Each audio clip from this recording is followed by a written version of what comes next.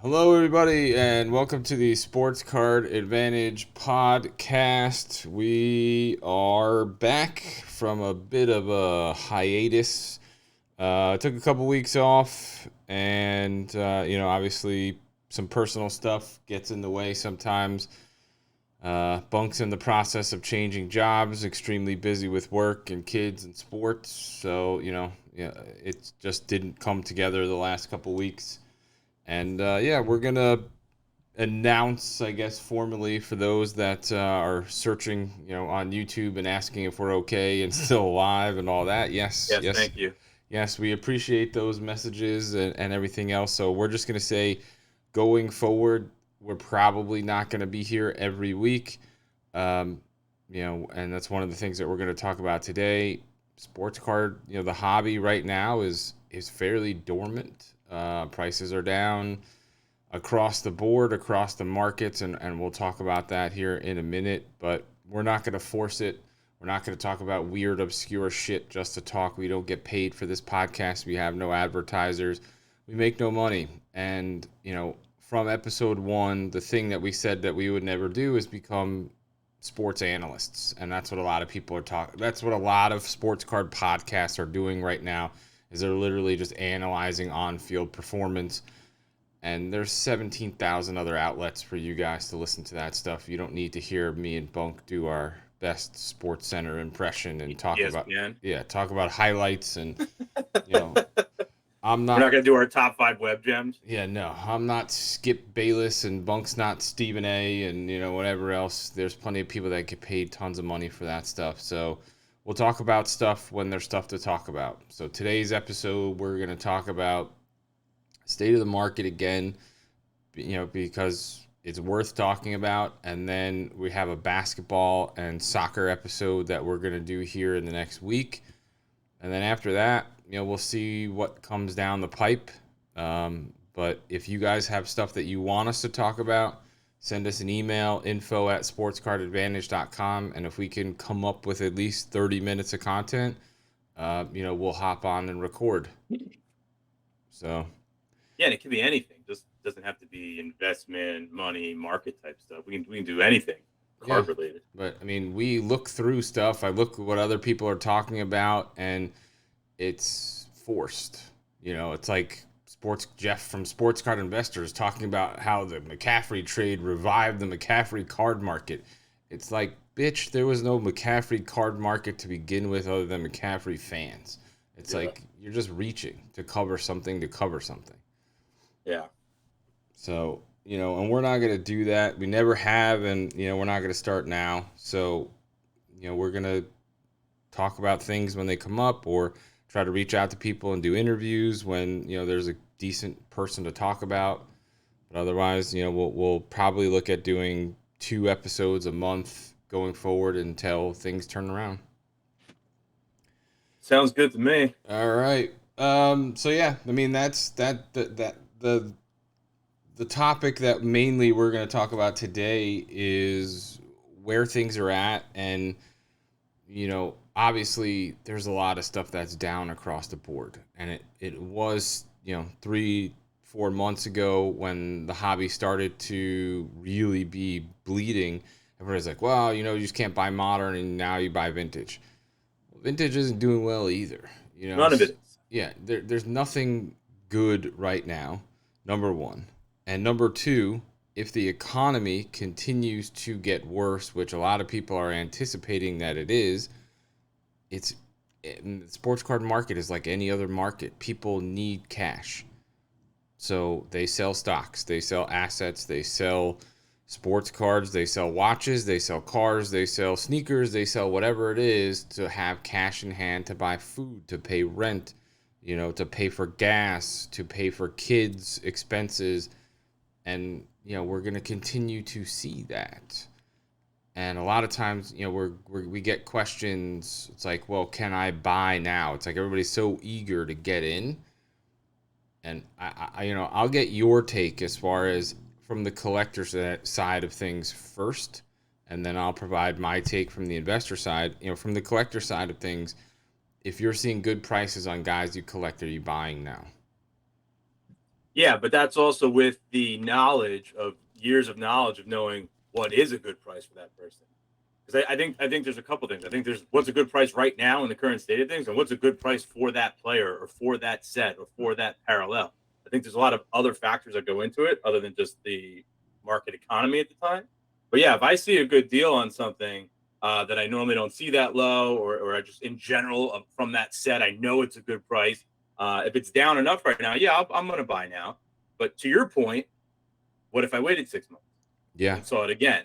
So I totally see the other side of things. But from now again, I'm talking stuff that is. I bought 10 99-cent cards last night at auction with free shipping. Like, I mean that's the kind of stuff I'm looking at. Would those things have gone for $3 4 maybe a year or yeah, they would have. But now they're not even catching a bid except mine. So that's the kind of stuff I'm capitalizing on right now. You didn't let the auction pass and try to email them and tell them to give them 75 cents instead of No, no. Oh God, the people that do that are crazy. Like, real quick side story on check out my cards. The lowest you can list That would something. be COMC for those who are Yes, not yes. familiar with the Uh, acronym. Not the lowest. The highest you can list something without getting charged the penny per month for a listing fee is 75 cents. So I have tons of cards listed at 75 cents. All right, they're probably worth more than 75 cents, a little bit, but I want to get rid of them, and it's not worth paying the penny a month. Just somebody buying. Now I have it set up where you can make offers to a certain percent on it, but you can't choose which cards get offered on. So all the time I'm getting offers of 66 cents, 6 cents. Like, just buy the goddamn card. It's already cheap. You're Yeah. not even paying shipping on it. Dude, people looking for those It's deals. so bad. Yep, I get it. So, from a collector standpoint, I think if there's low end stuff that you collect and whether or not you buy it today at 99 cents a card or $5 a card, and 6 months from now, maybe it's 75 cents or, $3. It is what it is. You're hanging on to it for long term and it's fine. But, any kind of bigger money and, with the hobby, you can break it down into three pieces: modern, vintage, and goats. So modern, you have the stuff that's come out in the last, however many years, 20, 30 years.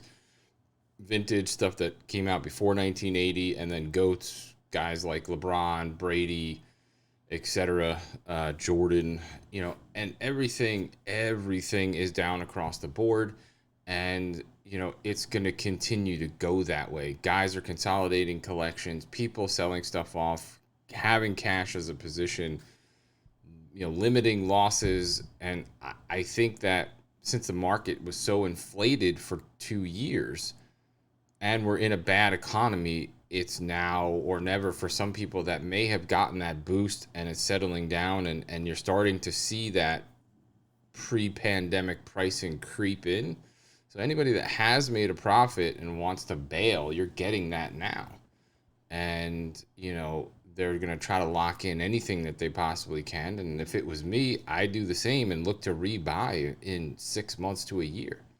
So dump most of it, be liquid, have cash, and pounce on the next round of great I, deals in a few months. well, that's the whole Is thing. that what It's you're like, saying? how are we defining a great deal? Because if it was up pre-pandemic, because the card market did see a little bit of heat before the pandemic. So if it was up pre-pandemic and then shot up big time during the pandemic, now you're starting to see that creep back down. So it all depends on your entry point here as far as where you're getting out. If you were holding before pandemic and you're going to, great. But otherwise, if you can lock money in, I would right now on anything. I would not, Yeah.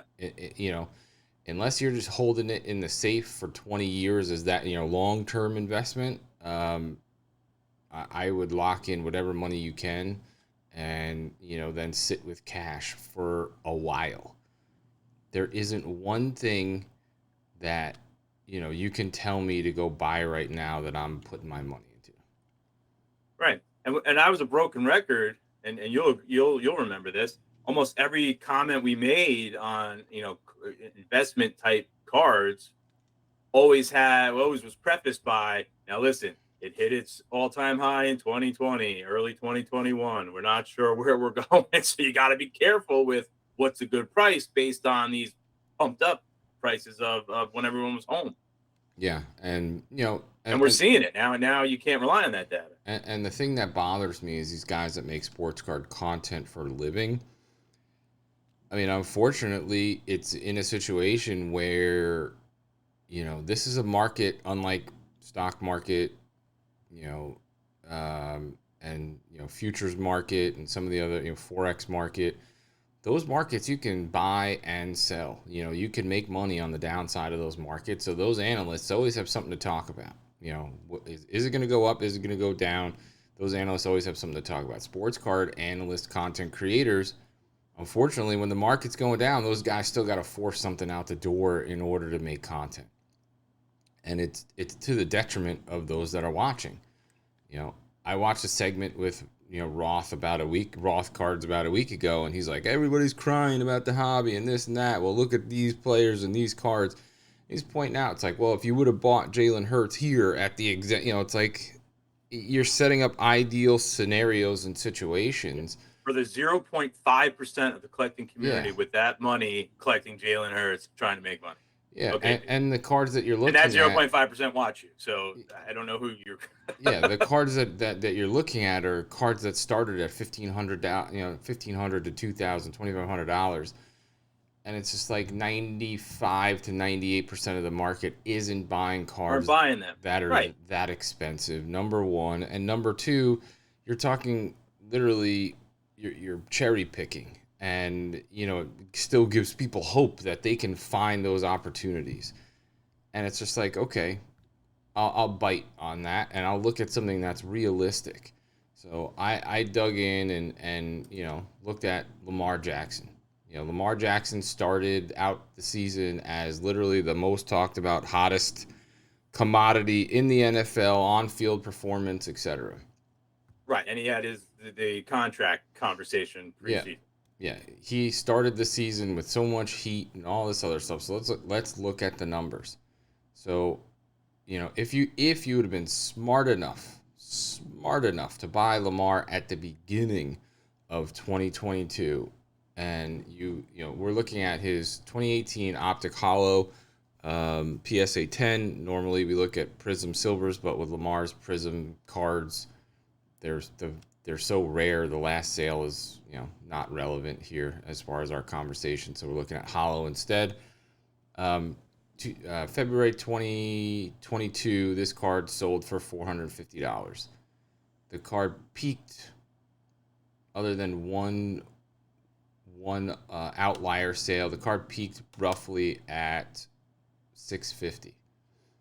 So if you look at it from a percentage increase, you're looking at roughly a 25% percentage increase. But if you look at it from a dollar value, and you put it into a calculator, you made $70.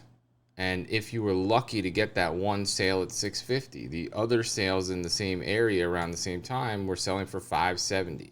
So if you didn't catch that one sale at $650 and you sold it for the other prices at $570, you broke even. So even though the card went up 25%, you made no money. So even if you were exactly right on the money and you called it at the beginning and you got out, you didn't make much.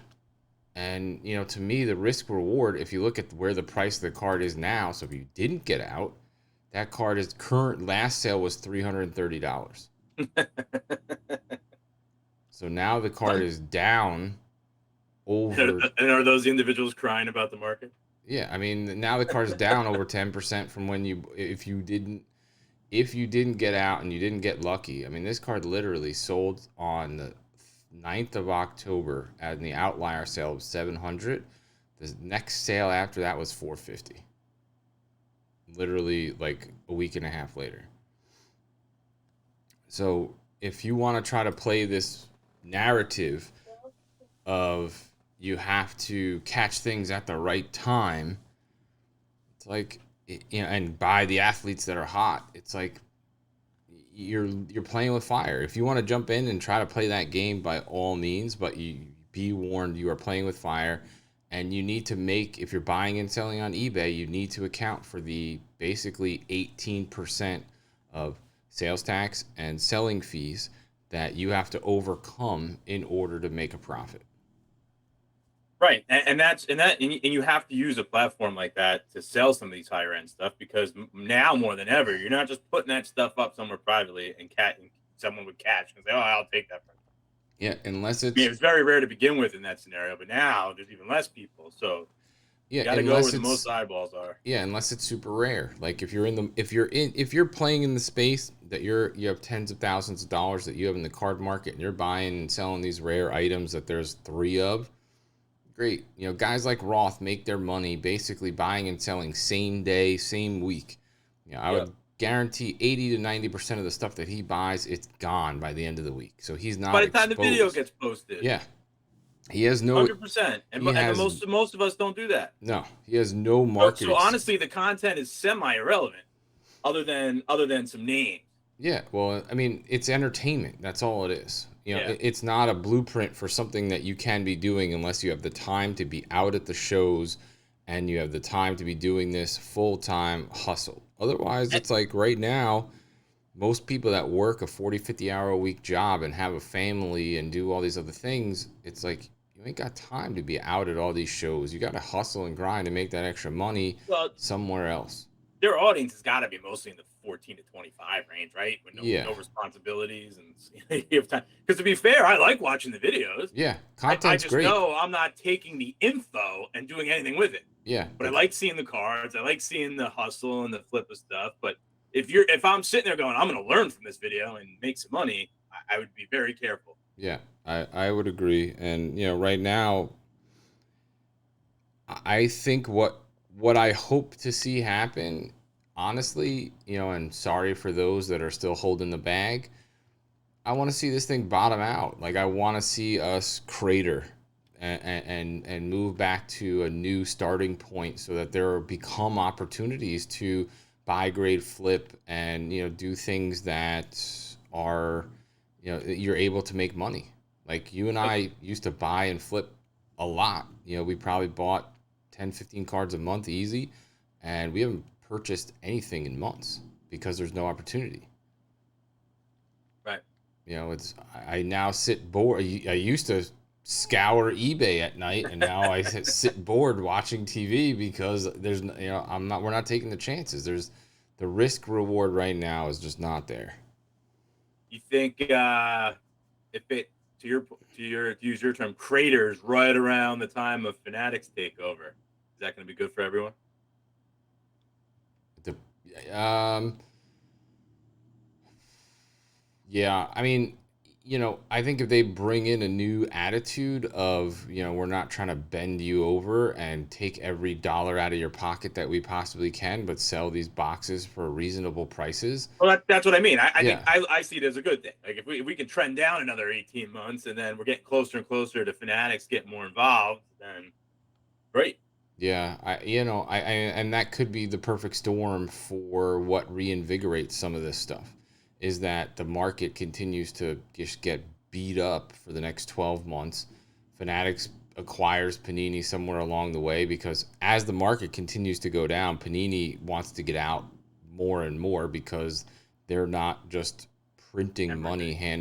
hand over fist like they have been because you know I don't know about you, but I definitely have seen the amount of breaking content go down because I just don't think people can afford the prices and or you know Panini's not lowering the prices of wax. You Yeah, know, and depending on how your distribution's set up, if you're paying the premium of premiums and there's less people breaking, you're not just going to fill because people are jonesing. yeah, I think that you know people don't have less and less you'll see that regular people are just spending $300-400 to get into a break you know and not getting anything and being okay with that and then you know buying in and buying in and buying in. I think some of that money is drying up and you know I think it could be a perfect scenario of you know another 12 months of downturn and then Panini sells sometime soon, and then you know you really start to see Fanatics come online 2024. If boxes are $500, you know premium product boxes are 500-600 bucks, and there's big hits in them that people can sell. I think a lot of it gets reinvigorated. How about the 100 million slabs available for sale right now? What's that doing to the market?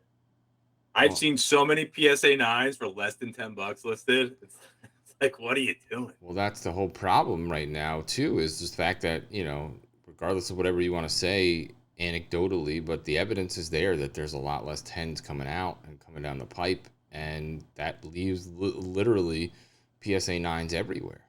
Right. And well, I was also speaking to cards that, I mean, I know the pricing's coming down, so it makes more things a little more likely to grade. And had you got a 10, you might have made $5 on it. But like, there's so many things I'm looking at. Like, why did you even grade that? Well, that's Because and you're selling it, so it's not like you're keeping it for a set or a registry collection, unless you just you took a shot and you missed, you didn't get the 10, so just dumping it and putting it right back into the next one. well, I mean, in certain But all these cases, every company's got a good price deal now. You can argue, and we're not going to do that today. You can argue turnaround time and value and declared value, et cetera. But it's coming down so much. I feel like even though with the hot market being down, there people are still sending tens of thousands of cards that get graded every day. yeah, um, that is that is 100% true, and it's PSA is still grading 50,000 cards a day. They're averaging 40 to 50K a day as far as the amount of cards that they're grading, which is insane as far as the volume of cards a month. But people, it still shows, I guess, that people are still collecting and people are still trying to flip and make money. Or, or you have those that have been sitting on those cards for 18 months and they're sending everything in that they've been sitting on, waiting for prices to come down to the $18 range. Granted, PSAs and a lot of other listings, but between PSA 10 search and the PSA 9 search, there's a million slabs available. Yeah, and I think you'll continue to see that people are trying to get out. Let's take a look at good old gem rate. Let's see if there's a. Oh yeah, speaking of, I never followed up with you. People know what we're talking about. Did you ever watch that video I sent you, where About what's his name was kind of crapping on Gem, right? who? Ah, Christ.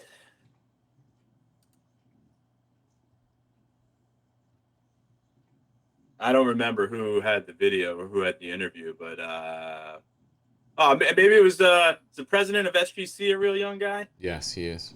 Yeah, I think it was him, Huh. and he was kind of taking offense to being told that Gem Rate's numbers are everyone thinks they're legit and blah blah blah, and how he can assure us they're grading way more cards than Gem Rate says, and all this other stuff. Dude, relax. Nobody cares. Well, not only that, but he pulls the data. He scrapes the data from their website. I mean, I know. I'm just sitting there like, well, I don't know. I mean, obviously, price. I have to imagine SGC is hurting a little bit as prices come down, on grading and PSA is offering something that's a comparable price. I have to imagine their business is taking a bit of a hit. I would think so, but at the same time, they do such a good job with the turnaround. I think that's still very appealing to people. Yeah, but it depends on what you're turning it around for. Yeah, listen, if you're trying to sell it, the end of the day, PSA, you're going to make more money. So why would you send it to SGC if your primary goal is to sell what you're grading? Why would you send it anywhere else except the cheapest PSA you can find? I don't disagree. I don't disagree at all, my friend. And it's fine. We've had this conversation a million times, and that's what I said. I mean, one of the reasons why he probably came out and said negative things is because he, more than likely, getting, they're. I mean, if you look at back in June, SGC graded 100,000 cards, and July, or actually September, 69,000. I mean, that's a 30% difference. That's a lot. Right. May they graded but 90. PSA was doing their convention national. No, I mean they're just down in general. If you look at SGC, if you look at March, they graded 103, April 94, May 96, June 100,000, July 54,000, August 75,000, SGC in September 69,000. So more than likely, it's probably right around the So time. there's 3 months of a nice chunk off what you did for 6 months. Yeah, so of course he's gonna bash this guy Yeah. because he's talking about them doing lower numbers. It's like, dude, you put your grading reports on the fucking website. So as long as you're disclosing everything that you should be as far as what you're grading, it's just a simple data scrape that he pulls the data directly off the website with a web crawler and reposts that on with what he's doing. I got to find it again, and I can't. I'm not accusing anyone of anything because I can't remember the exact content of the conversation. But he was also suggesting, anyone could put out data for people to take or whatever. Like he was suggesting that other people might be manipulating their data to be more favorable or something. But again, I don't know the context, so I'm not accusing him of that. But it's in the video, so it's not going anywhere. What does Ryan from Gemray? What does he have to gain? No. Meaning other companies are providing false data or something like that. Or changing stuff. So just to give you some insight into the technicals of this, it's literally a robot that crawls the site and pulls exactly the site, I'm the just data telling off you the site. what he was saying. So again, out of context, not worth the conversation because I can't provide you with the facts. Yeah. But, it's definitely going to worth looking up because it was a nice conversation on gem rate and getting defensive about numbers. And now you tell me they've been down the last 3 months. So that makes sense if this interview was recorded in the last 90 days. Well, I mean, the whole thing is, if SGC continues to lose market share, SGC has probably built out their staff and infrastructure and all that stuff to accommodate faster turnaround 100K. times and larger amounts of submissions. And if all of a sudden, their submissions are off by 30 or 40%, he's gonna have to potentially think about laying people off, and that will be public. And if that is the case, it's just a bad optic. Yeah. I mean, I think what he was trying to prevent is at some point you look at those monthly numbers, and if you're just a layperson staring at it and you're like, wow, they keep going down. Wow, PSA does a lot. Maybe I should send my card to PSA. I mean, a lot of people who just grade with one company because that's all they know, not because of any kind of bad thing. It's just that's what they got introduced to first, and they just stick with them. But then as you become more knowledgeable and you see your other options and what's going on, and you're staring at data like that, you might make a change. Yeah. I mean, now, I think that's going to be also what you see happen over the next 6 to 12 months is just complete grading consolidation. Eventually, the prices will bottom out on those two. Beckett's bringing their prices down. Turnaround times will get better, for companies like Beckett and PSA, and then it literally becomes a 3-horse race. And I think I got a 10-card BGS sub going out this week. I know you're excited. Is it $22 with subgrades? $22. Yeah, so that's $22 a card with subgrades, and I think they promise a sub 60-day turnaround. Yes. Yeah. So and it's stuff I don't need it in a week. So yeah, I mean, $22 with Beckett, yes, please. And that's the whole thing. It's just like, SGC turns it around in 20 to 30 days, but that just means I could sell it for less quicker. Yeah, I mean, for it's all a matter of just personal preference or once Beckett gets their price, if Beckett keeps their prices in that range and gets it anything close to 30 days as far as their turnaround time, I think SGC takes another hit. People in this market still like Beckett. Your old guys like 40 and up still love Beckett. Plus I think they still love the if you're not going to send it to PSA for you don't think it'll gem, but you think there's a 9.5 possibility, an SGC 9.5 versus a BGS 9.5. It's not even close as far as the value concerned. So SGC 10 versus PSA 10, SGC loses. SGC 9.5 versus BGS 9.5, SGC loses. So that market share is going to continue to go down, I would think.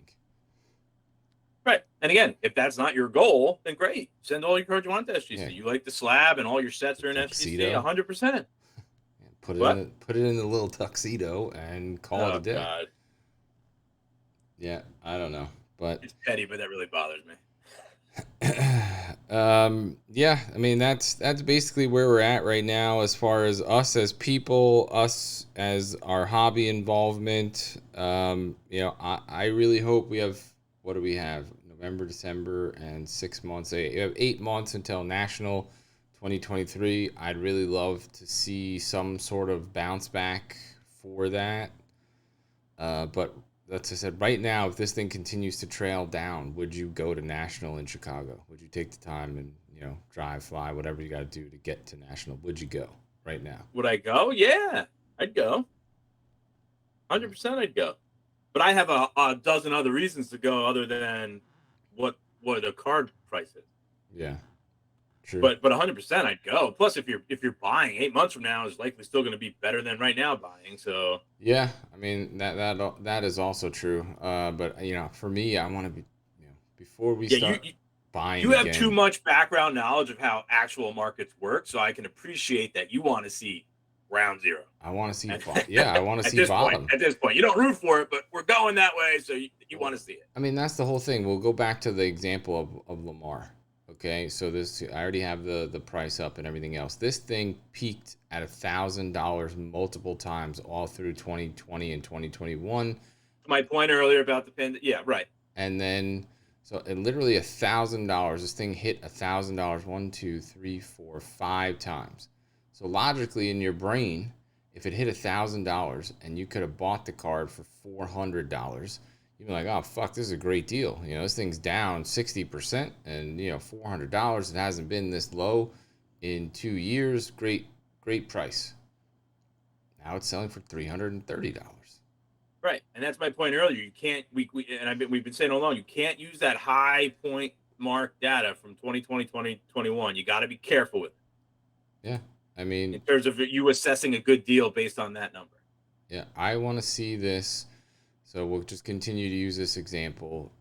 Pre-pandemic, this card settled in right where it is now, in that $300 to $330 range. That's where it jumped from $45 in 2019 to 300 and change in early 2020, before the pandemic really started to pop.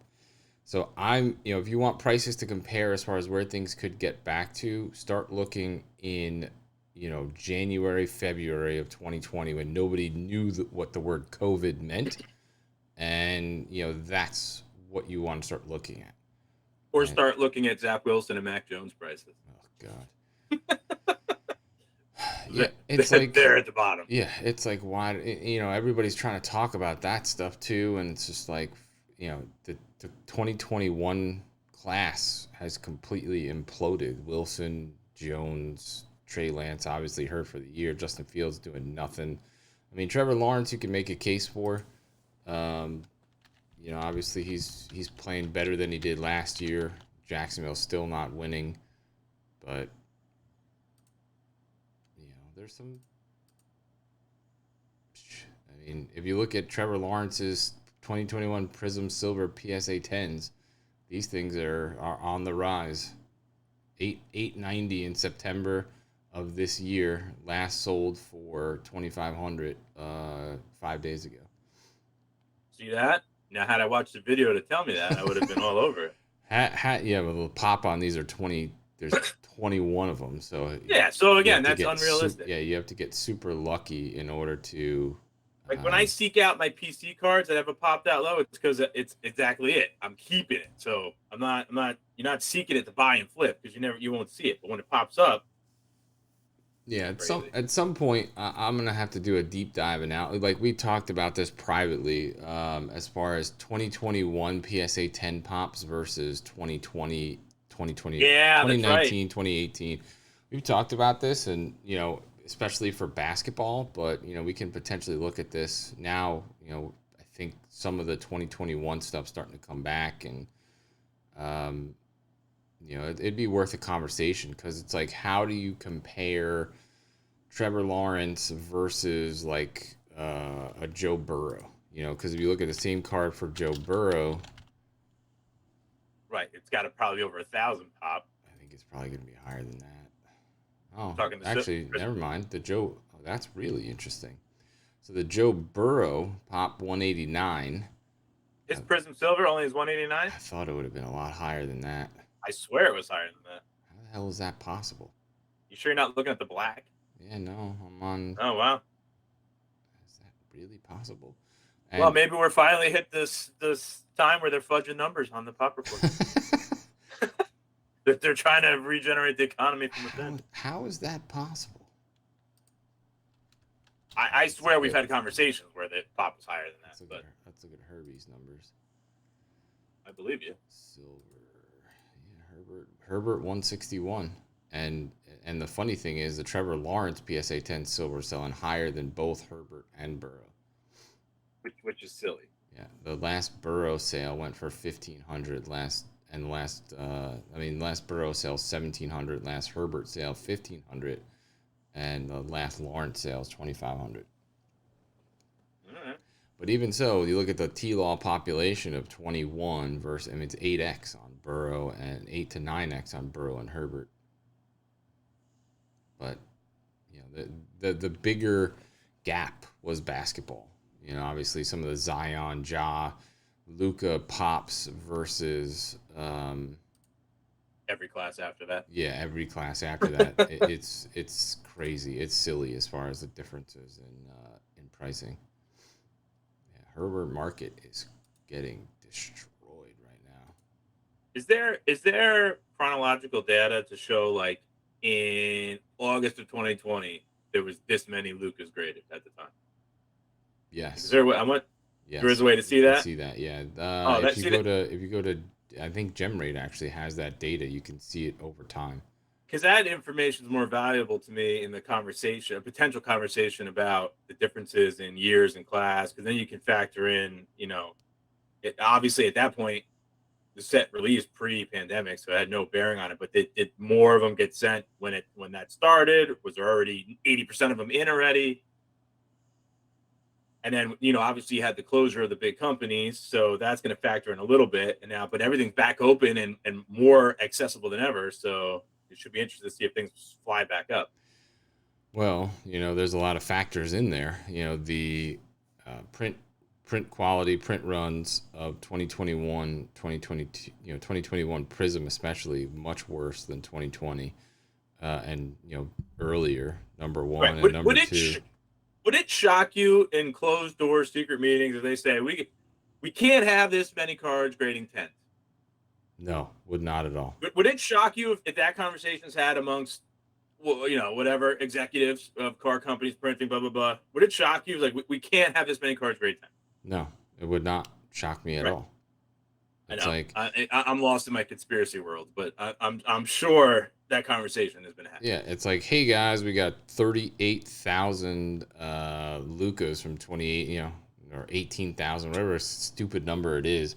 It's like we gotta curtail this, and why don't you change the printers and have it right? But that's the only evidence we have. Like, I hate throwing out crazy statements like that and have nothing to back it up, but I don't think it's outlandish. No, I don't think it's outlandish at all. I mean, because, dude, it's 2022. Like, the printing technology and precision and all that stuff is there. And yeah, minus some dinged corners. Yeah. They all should be great. That's handling. Centering, in my opinion, centering, there's no excuse. Should be a 10 on everything. Yeah, 10 should be 10 centering across the board versus, like, some of these that are like... But to be fair, I'm sure they're using these huge sheets that they're cutting from in order to expedite the process. So yeah. I guess there's some where you get screwed up with how they're getting cut, and where the card is on the sheet. It's robotics, dude. Like, I know. You should be able to set it up so there's precision there. But robotic surgery, you can't have PSA 9s. Yeah, right? Exactly. They all got to be good. So I'm with you. I don't know. Anyway, back to a quick fun fact about Herbert. Herbert market last October, that same Herbert Silver PSA 10 card sold for $4,000 plus. Last sale 2021. Yeah, October 2021, $4,000 plus. Last sale a few days ago, October 2022, $1,500. Yikes! Yeah, that's a beating right there. And it's like, as get on that under 1,000.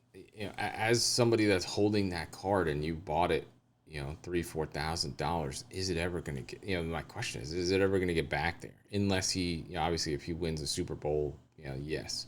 But somebody like Herbert could have a Dan Marino type career where his stats are just fantastic and he just never wins.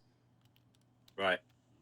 Yeah, and listen, and $4,000. I mean, yeah, that's probably someone who had the money, but that also could have been someone who saved up, Yeah. threw money they didn't have at it, because they believed in it and the hype of the market and everything. So, Yeah. boy, that would stink. That was that side. You got $5,000 limit on your credit card and you throw Yeah. $4,000 of it on. You're still paying PayPal Yeah. $123 a month to pay it off. Hey, that's what happened to us on that stupid Steph Curry card. God. $2,000 on my credit card and thinking My that we were going to be therapist able says I shouldn't talk about the Steph Curry. So the you're gonna have to stop Steph bringing it up. Curry incident. Anyway, we don't need to go down that rabbit hole again. You got anything else you want to talk about? No, that was good. That was good. Yep. All right. So back to reality here. So just continue to update you. We are going to do a basketball and World Cup episode. We'll bring back some Slab Wars. Maybe we'll do another, draft like we did a couple, a month ago, whatever it was. But yeah, expect us a couple times a month unless you guys give us content. If there's something that you see, hear, whatever, send us an email, info@sportscardadvantage.com. If we feel we can get at least 30 minutes of us jibber-jabbering on about whatever, then we'll jump on and talk. So if there's guys you want to see interviewed or topics or whatever, we're happy to jump on and talk, but we're just not going to force it to get on here and talk just to talk. Yeah, and link us to a video, link us to a forum discussion, Yeah, and that you want an explanation or expansion on. Yeah, send it to us on Twitter and whatever else. Both of us live fairly busy lives. Not to say that none of you do, but I'm not. I don't have the time to scour things looking for topics and all that stuff. So unless something jumps out at me or gets sent to us, we're gonna talk about stuff when it really hits the mainstream. Otherwise, that's where we're at right now as far as the schedule. Anything else? No, sir. Right. Gotta go get ready for youth sports the rest of the day, and then football after that. Episode 70 something in the books. All right. 70 something. All right, we're out.